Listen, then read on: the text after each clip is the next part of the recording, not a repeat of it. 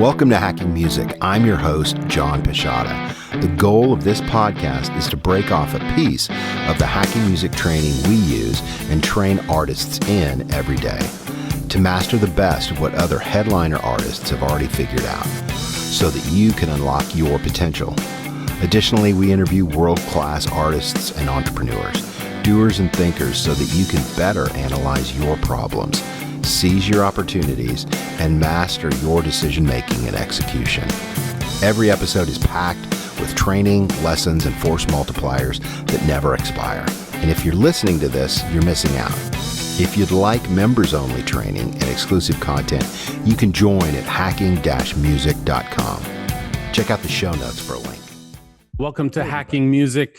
I'm Mark Adkison. I'm your guest host this week once again with the lovely and talented John Pisciotta. Hello, and also Ken Gay. And we'll be delving into a couple of different topics today. The most coolest aspect of this is probably Ken's background. And we're going to talk about what he does as an entertainment technologist and how he's gone from producing shows and creating great things with artists that you may or may not know, along with fading into AI and what he's doing with Monarch and how that all came about. But before we go there, John, you and I were talking about the No Fakes Act, and that's sort of where we kind of left off on our last podcast with Finn and Dheeren, and something cool just happened. The Illinois state legislature has now introduced their own sort of Elvis Act, similar to the Elvis Act of Tennessee and what they're introducing in Congress, Marsha Blackburn and those guys, the No Fakes Act. So why don't we kick it off with just a quick discussion, and then we'll transfer into to talking to Ken. Yeah.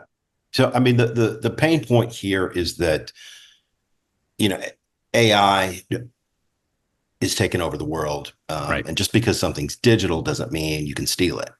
So as we say, it's like we're pro AI, but we're anti-theft. So the way I've been following this, Mark, is there's three laws currently in process. There's a national one, which is the No Fakes Act. And then there's the Elvis Act, which is the Tennessee, the state level act. And now, what is this? The House Bill 4875. I don't even think they have a name for it yet, but the Chicago's basically doing a lot of the same things that Tennessee has led with in the Elvis Act. So, I mean, there's a couple things I can step through here that I think give us a way to frame this and digest this, and as it relates to music and content and all the stuff we love. So kind of the No Fakes Act, the federal bill that's in process. There's a couple interesting points. The first is that it gives every American a first ever federal property right for their voice, name, and likeness. So in the past, you had to have a copyright. You had to write something. Well, now, this bill is setting forth, positing the position that you are a copyright in a sense. Your name and likeness is a property right, which is pretty interesting, pretty smart, pretty forward thinking for a federal body, which usually kind of lags. Way behind. Yeah. So that's a big deal. The second point is there's a digital replication right. So each individual or right holder, as we used to call it with copyrights, shall have the right to authorize the use of their voice and visual likeness in digital replica. So this is generative AI. So that's a pretty powerful point as well. A replication right you and I have, just because we don't even have to create anything. We're just our own entity, which has a property right to it. And the third point is strong federal remedies. I'm reading from the bill here, empowering individuals with the ability to seek damages from individuals and third parties who knowingly create or traffic in unconsented clones. So if I'm creating a song in Udio based on Dolly Parton or Garth Brooks, then that's an unconsented clone. Right. So those are kind of three of the big points I see on the federal, the No Fakes Act. And then the Chicago bill was passed today. So it's kind of following the Tennessee Elvis Act. And a couple of the things that are pretty interesting there, the term for this right, this property right, is very similar to the copyright length. So copyrights had the length of the life of the author plus 70 years. And at that point, it would go into public domain. So this for the digital replication right, the federal property rights for your name and likeness, they're doing the life of the author plus 50 years after the date of the death of the person. So it's kind of similar to the copyright term itself. And I'm reading through some of the other points here. Changes of definition from artificial intelligence to also include generative AI, generative artificial intelligence. So they're kind of broadening it, giving more power, more scope. Terms, commercial purpose to mean the purpose of distributing, transmitting, or otherwise making available a sound recording or audiovisual work that contains a digital replica of an individual. So Dolly Parton, if there's a generative use for Dolly, that's a commercial purpose. So those are a couple of the interesting points that, as we've been tracking this at Monarch, really, I don't want to use the word exciting, but it's kind of cool, and this really dovetails in what Ken, you, and Finbar and the gang have been doing at Monarch. So, so yeah, I'm excited about it. Yeah, and I think it's also interesting that like you pointed out, the fact that they're actually sort of ahead of the game, so to speak, but it also sort of gives a framework around holding platforms liable. Yeah, third parties. Right. Yeah, third parties liable for doing this kind of thing without any kind of consent to it. Yeah, consent. And that's an interesting point, Mark. And just to build on that a little bit more, a third party in this case would be YouTube. Right. So some of the Gen AI companies have been saying, we're just going to rip everything off YouTube, and that's our training model. We're going to train off YouTube. So not only does it make UDO liable, it also makes YouTube and Google liable. Mm-hmm. Absolutely. Because they would be a distribution agent, right? They're kind of feeding the model. And they're both a distribution agent as well as feeding these systems and training them to basically steal stuff. And YouTube kind of got away with murder 15 years ago when it launched. You know, a sync license is anytime music is attached to moving pictures. That's right. That synchronization license has to happen. And YouTube kind of skated away, scot clean. None of very little of their content is licensed for sync use. Right. But now it's like they're not. It feels to me that the senators and legislators aren't making that same mistake twice, which is good news. Absolutely. And it's not just voice. It is your look and feel as well. Right. I mean, it's the visual likeness, voice. It really goes back to Finbar's term of a style right.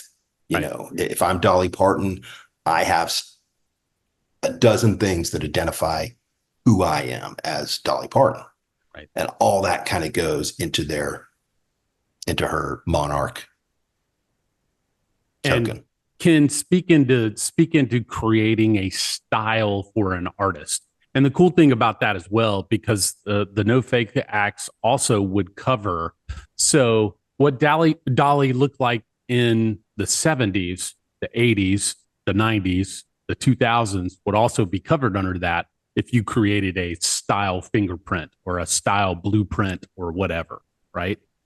So, Ken, as you're creating a style and creating a look and a feel for an artist, talk through sort of the juxtaposition between AI and that real world creating a style for an artist. All right. Yeah, that's this is going to be a fun one. So everyone does, to back up, just to be clear, Dolly looked the same in the 70s and the 80s and the 90s, and Dolly looks the same today. Pretty amazing. Good for her. So one of the things that sticks out, all right, are the memorable moments in large scale shows that we can stop and go, do you remember going to U2 Stadium show with the big gigantic claw rig, right? So that set itself becomes a style piece of the band of U2, right?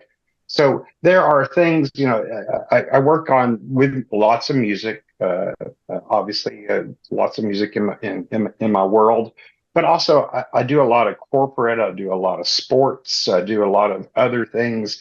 And every time I'm developing something, it's in that design stage where the art and the design meet. It is a very, very thin layer between art and design. Right. And here's how I usually think about it. Art doesn't have to work, right? Art can be ambiguous. Art doesn't have to work. It doesn't have to make sense, but design does. And because design has to work, and what I'm talking about doing sets for touring acts, it has to work, and it has to work every day the same way in and out of a building. So there's a lot of thought that goes into the actual design portion, because we got to fit all this into trucks. So I got to be able to make these things square and get them in, that's the whole design part. But the art is the extension of the artist. So in that process, we focus on the art first. We don't have anything to design unless we've been given the art, right? So it's not always, necessarily the art of the album coming out, or it's it might just be in the moment where a band was out traveling. Before that, I got to meet with them, and they stopped by a museum when they had a day off, and somebody was struck by a picture. I hear about this, I'll go research that picture. And what I'm doing is I'm looking for the visual cues that struck that person. So I will get with them. I will interrogate them, because I want a full understanding of why this art is moving them, right? Because if it's moving them, I know that they feel the power in it to be able to move others. So, hey everybody, it's John. Just wanted to drop in here and give a special thanks to our sponsor, ArtistWorks. ArtistWorks is an execution company. They specialize in media, marketing, and monetization. ArtistWorks partners with brands to provide infrastructure, marketing, execution, and monetization in the rapidly changing media industry. They create products and experiences to engage your customers, drive revenue, build careers, and surpass your competitors. Check them out at artistworks.com. That is works with a W-E-R-X. ArtistWerx.com. So earlier you had said, what is an entertainment technologist? Well, right. I actually came up with that phrase because I didn't know what to call myself. All right, just to be honest. Many years back, entertainment technologists did not exist. Today, you can go get a degree from University of Florida as an entertainment technologist. So it stuck. It did do what it needed to do. I found myself designing sets. I found myself also creating the content that played back on the big screens. I found myself, being show director. I found myself being performance coach. So I realized, okay, this is now getting much different than what I had first dreamed I was going to be doing in this business. But that adaptation took me to a place where I was like, where am I spending my time? You know, why does my phone ring? You know, so my phone rings because people usually are looking for something different, right? And when I say different, I mean sometimes it's much different, right? Hey, Ken, question Yeah. for you. So you had mentioned YouTube. Yeah. For some of our members who just joined recently and may not know kind of your history and your backstory, can you give us a once over? 5 or 6 artists that we would know that you're like, you helped kind of craft their show. Okay. All right. Yeah. I have worked closely with Dolly Parton. I have worked closely with Paramore. I've worked closely with A Day to Remember. I've worked closely with Michael W. Smith. I've worked closely, and you know, it's anybody in the entertainment business. I really wanted to get to know them, and so I've gone after on purpose, several different speakers, TED talkers that really struck me. I grew up in a home that was a very ministry-minded home. So from a very early age, I understood the pulpit as a stage, right? Interesting. I also understood that this stage is what led people to actions and or reactions. And there's a big difference between the two.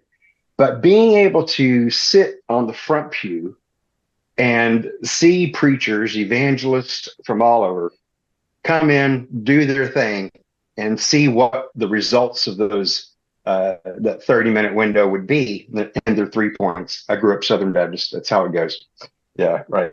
You got 3 points. You got 15 minutes to deliver. And so, the conciseness of being able to deliver a message, but to be able to have predictable results, is where my mind as a kid was always focused. And so I think really, honestly, I've made a living out of something I experienced as a kid that just I wanted to ponder, right? I'm tremendously blessed to have still keep that childish attitude when I'm approaching something new. I do get giddy like a kid when I know I'm going to work with an artist and they've got some art they want to share with me. I get giddy because I already know it's about to happen. We're going to be able to put this together. The big wave is coming. So I coined that phrase, entertainment technologist, because I delivered lots of different things and it ended up being technology. All right. So my phone rings because people want something different. And so like Super Bowl halftime shows, that's a show that the majority of the world does watch. It's also one of those shows where you don't get a second chance. Man. The world, you don't get to say, "Hey, world, stop." This cord didn't get plugged in. So not imagine what goes into that, Ken. I'd love to hear. Yeah. Can you? I mean, that's its whole episode, but that's just got to be mind-boggling. The planning and preparation for that. Well, yes, it is. It is mind-boggling. It's usually about 8 months of time is actually spent on that 12-minute show, and that's about 8 months out. First you take on the variables. What's my venue? Okay, the venue is whatever stadium. So now I know I've got 3 entrances. I got 2 on the south side, 1 on the north side. So as a canvas, looking at the canvas, I got to find out what all the restrictions are, and also where I can push the limits on it. That's just the canvas itself. Then you bring in the artists themselves, right? And this is their, time to shine. This is their 12 minutes of their entire career packed into this 12 minutes, right? So we want to deliver all these things that are going to be, moments that you remember. Now, yes, that it could be an entire episode just to do a case study on just one halftime show. So they're compressing their whole history, really, whether it's Madonna or The Who or CeeLo Green, whoever the halftime artist is. You're taking that 2.5 hour show and saying 12 minutes. Correct. No mistakes. No mistakes. Man. Plus, let's add in something nobody's ever seen before and blow some minds. Okay. And it's one and done. Like, this isn't touring. Right. You don't get a second chance. You get one shot. Right. Now, there are, as you can imagine, when it comes to Super Bowl, we have a lot of different fail-safes in place. One, every bit of technology that you see on a halftime show, there is redundancy on purpose with the purpose of a live switch to be able to. So even the playback for the screens, there's at least 2 machines running simultaneously. Everything on the lighting board, everything you can imagine is done in redundancy. Okay, I've got a fan question. Vocals. Are they singing live or are they on tape? And nobody. I think the answer what you say yes. Here is just between the 3 of us. Nobody on YouTube will. Yeah. So it really does honestly depend on the artist, and I'm not joking when I say that. One of the things that everybody's singing, just so you know.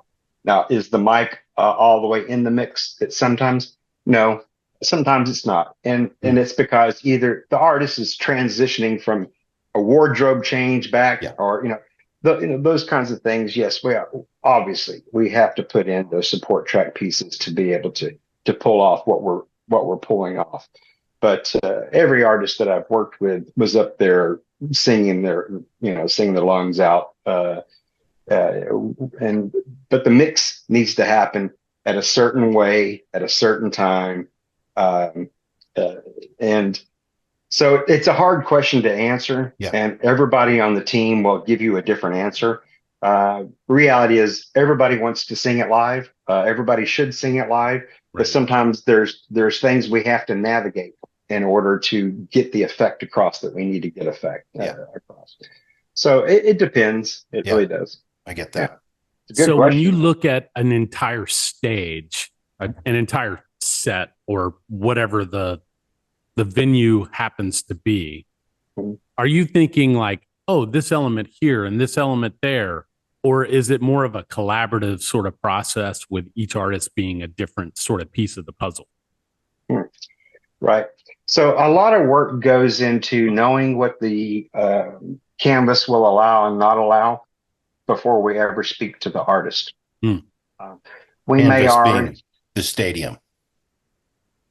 Correct. The stadium, stage, whatever, whether it's a touring act, it's a one-time deal, it's a TV show, etc. Right.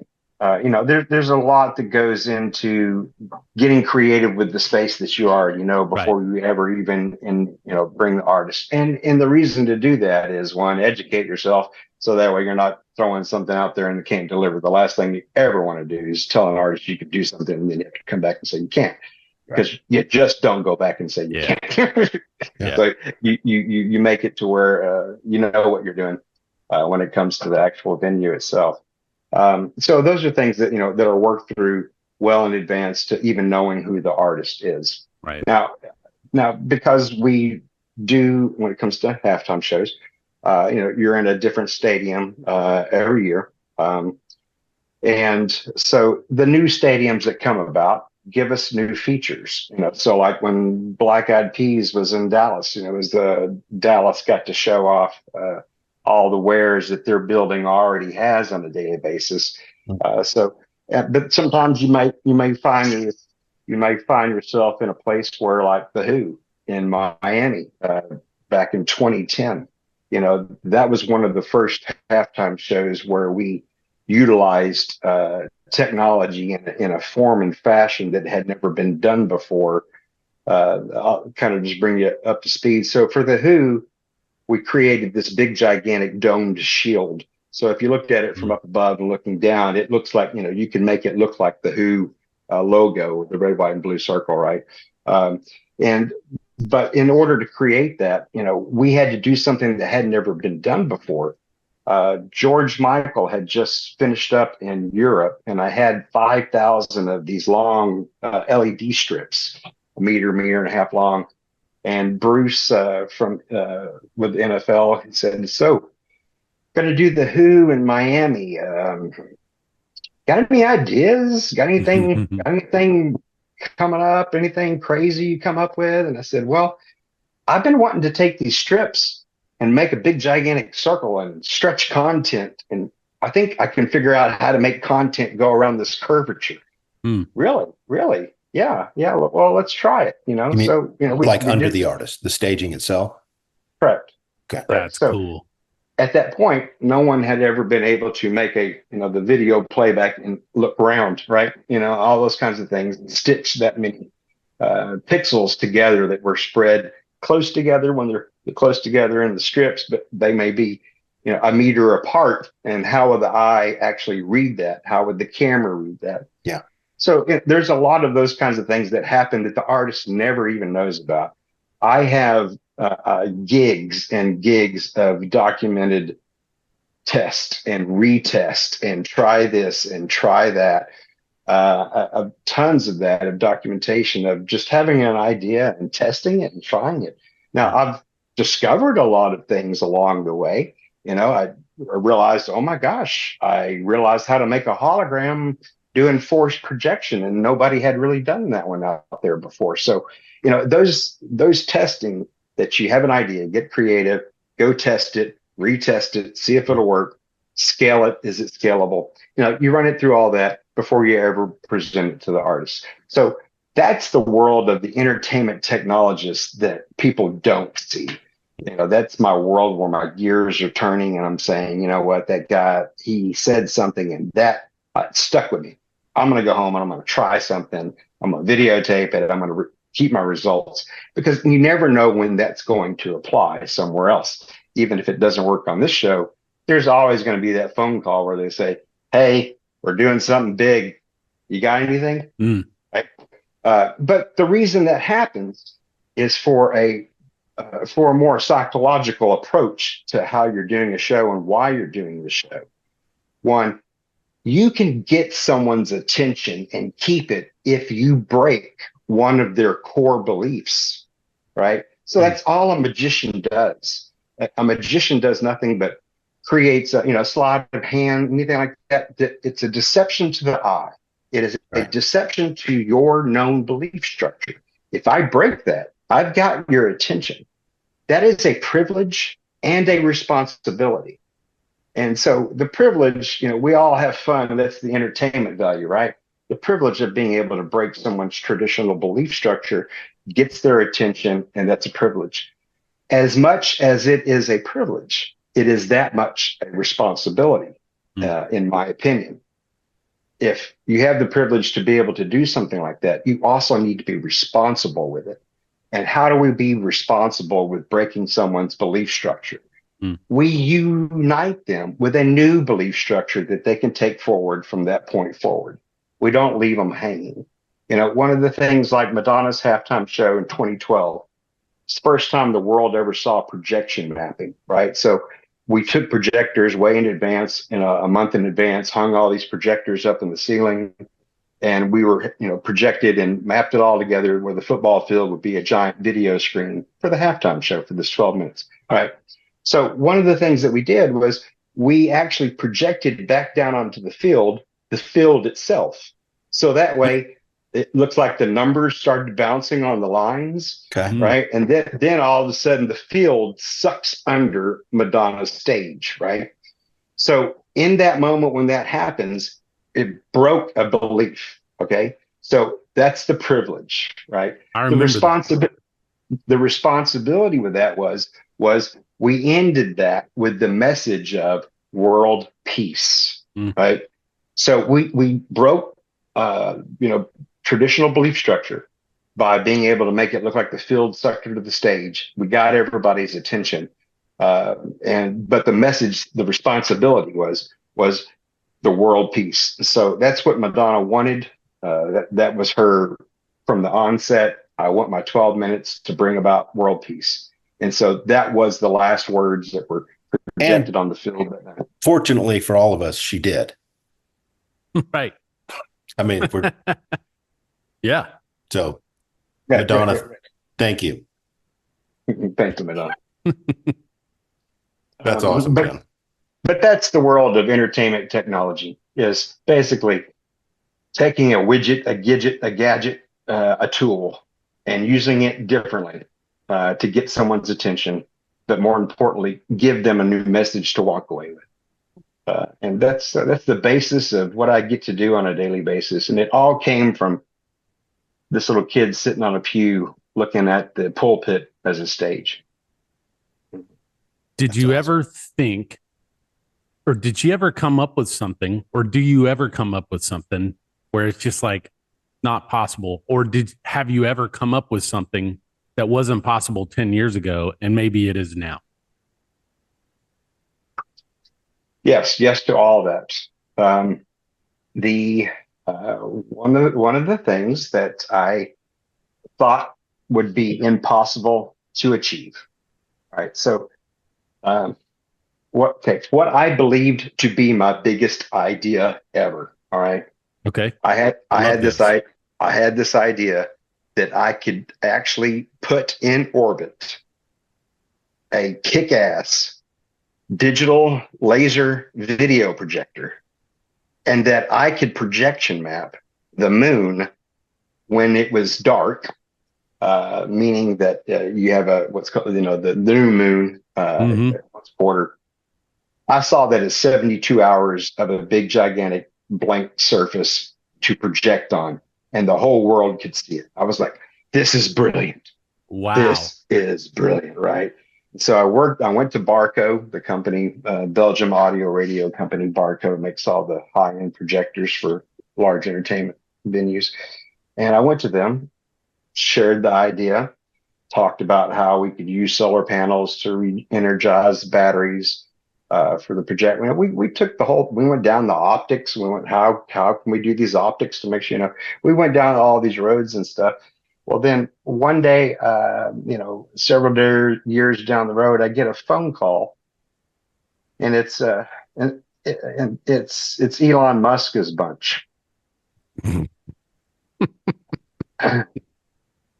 All of a sudden, I'm on a Zoom call with 90 people, and I realized, and within about 5 minutes of the phone call, Elon's already beat me to it. Now, it's not that he's projecting on the moon.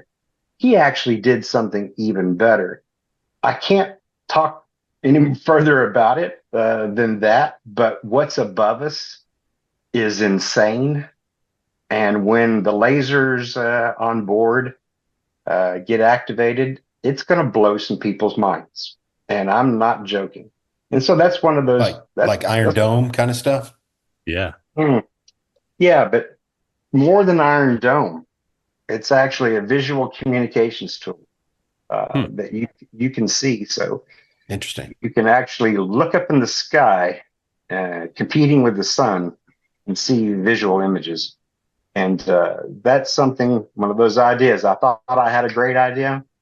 Here comes a guy who already did all this other stuff that's going to... Well, my mind is blown. Well, man, my mind gets blown on a daily basis. I'm very fortunate. I get to hear about all these crazy things. And that's one of the craziest that I've ever been a part of, honestly. That is awesome.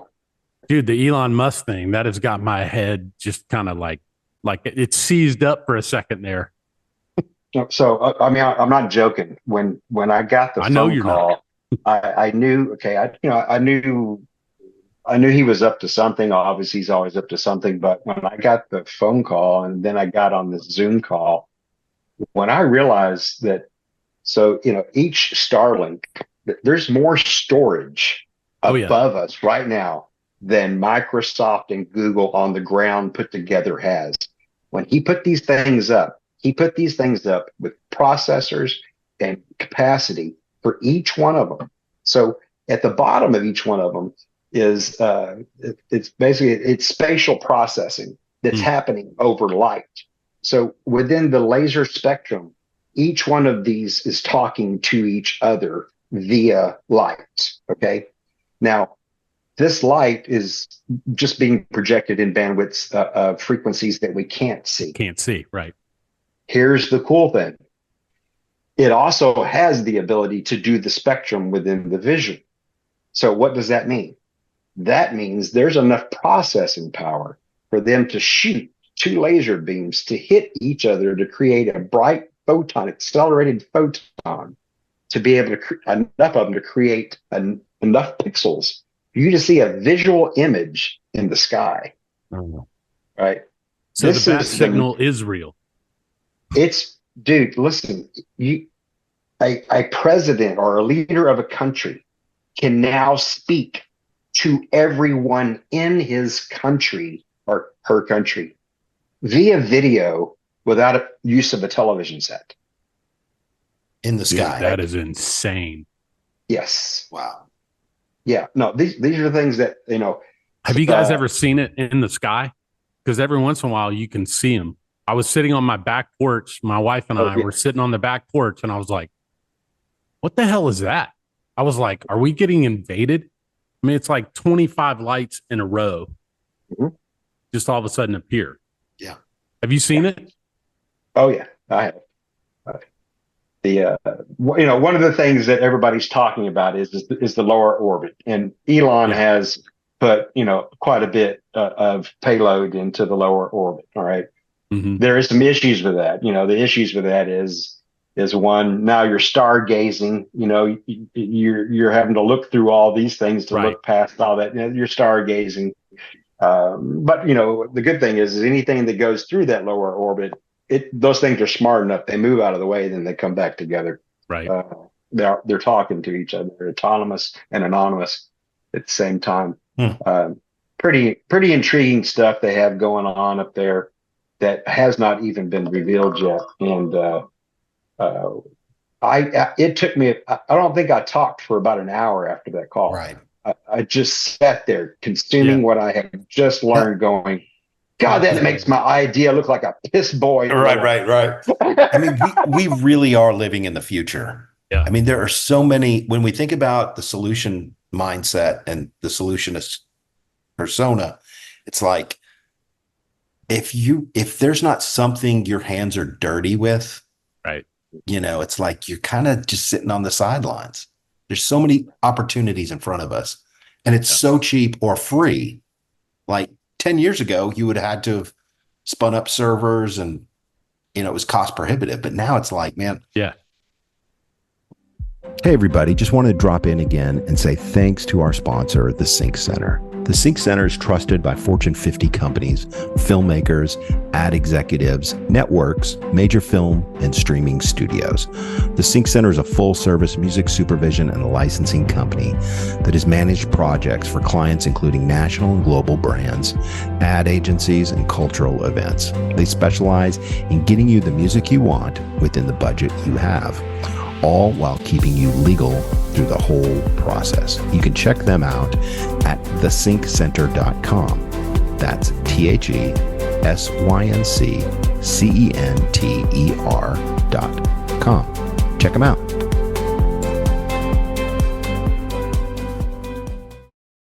Well, I think any problem that technology brings, it takes an ethical solution for it to be adopted. Now, when you say, well, what do you mean by that? Well, going and getting a hooker got a lot easier with the Tinder app, right? I'm not saying that's what we're doing. I'm just saying, look at the technology and what it has done, right? Mm-hmm. So it's really just taking on an ethical mindset to any one of these problems. You can find a solution. I got some other fun stuff in my repertoire. The biggest show in the world that never happened was December 21st, 2012 at the Jaguar Pyramid. So I can tell you right this minute, yes, that was the biggest show on earth that never happened. And there's a whole bunch of reasons I can tell you why the show didn't happen, but it's like behind the scenes, things happen. And if people had any idea really what was actually going down, one, they'd probably laugh forever. Two, it's insane. Some of the technology that exists today and how some people want to utilize that technology is crazy. And so going down the rabbit hole of the technology, seeing it as a tool is really what brought me into the AI swim lane. Was because here's all of my artists, all these people that I work with. These are work relationships. There's friendships that get built as well through the process, but you're work minded through it. And I'm hearing artists on a daily basis talking to me about, I'm not getting, this revenue is not even here anymore. I don't, what I'm used to make is not there anymore, and here's why. And being able to see that, that's what really engulfed me, because I sat there and said, okay, this is a problem. Let's look at this. Let's put the solution-minded hat and glasses on, and let's go take a look at how can we change that. At the same time, we collectively, John and I, we started talking about, but the AI platforms are just letting this happen, and so. The birth of that digital layer that Monarch is a very compelling story, because it came from 4 guys who work in this industry, music-wise, hear the problem on a daily basis. And now it's our job, I feel very emboldened at this point to step out and say, guys, there is a solution for this. So many of my friends have been able to get behind this once they comprehended what we're doing, why we're doing what we're doing. When that happens, that's the groundswell that we're experiencing right now, is because we're talking about it, we're getting it out there. But more importantly, one of the things I love about working with the Monarch team is everybody listens. We talk to a lot of people, but we all get quiet when people start talking. And that, for me, is, the rule number 1 for a good team is when your team gets quiet when the potential customer or client is talking, because they're listening. And they're listening. And building this out by listening is what's going to keep Monarch at the front. Do you guys think that AI is the single biggest threat and potential? And I'll just frame this inside of the creative world that there's a lot of other things that are happening with AI outside of the creative world. Do you guys think that it has the most potential, but it also has the biggest threat? And I see it as a new era for artists and entrepreneurs. And specifically, as we're talking about Monarch, for an artist, a family estate, a record label, an athlete, to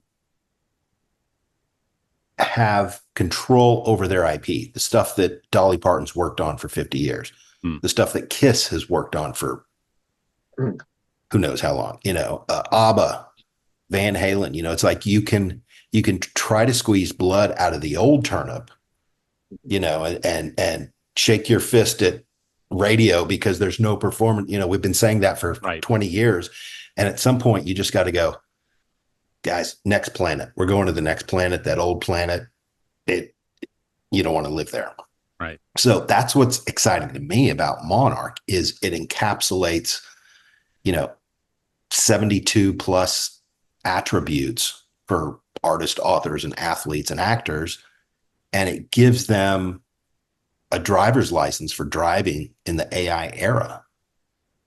Yes, you can still get some of those streaming royalties that piddled in over the last 10 years.